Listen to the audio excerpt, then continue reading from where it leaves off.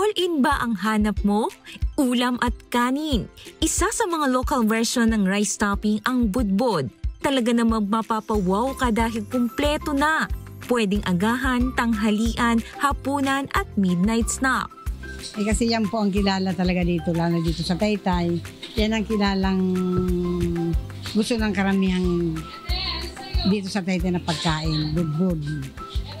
Iba-ibang klaseng budbud. Hindi lang isang klaseng budbud yan. Yan nga yung kagaya ng banggit ko na may Shanghai, may beef, may tapa, may litsong kawali.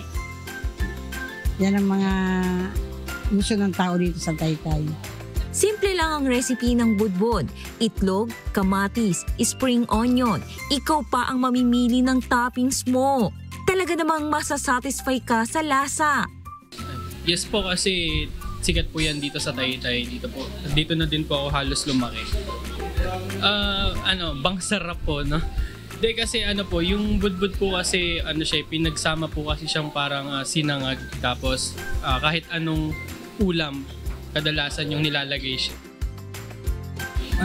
Parang naghahalo-halo po yung lasa ng beef, yung scrambled egg po, tsaka po yung mga ibang toppings po like yung kamatis, tsaka po yung ibang garnish po. Siyempre, hindi magpapahuli sa Taytay ang matandang adobo sa kanilang lugar. Hiling ng mga customer kay Nanay Esmeralda ay huwag alisin ang matandang adobo. Ang pinagkaiba ng adobong matanda ay walang toyong sangkap at talaga namang tinuyot ang paraan ng pagluluto dito. Asin at suka lang, suwak na suwak na. Sa murang halaga ay makakain ka na ng pagkain Pinoy na pwede mo ring lutuin sa inyong tahanan. Diyos ang aming sandigan, serbisyo publiko ang aming pinahalagahan. Mula rito sa Rizal, Jenica Cruz, humahataw.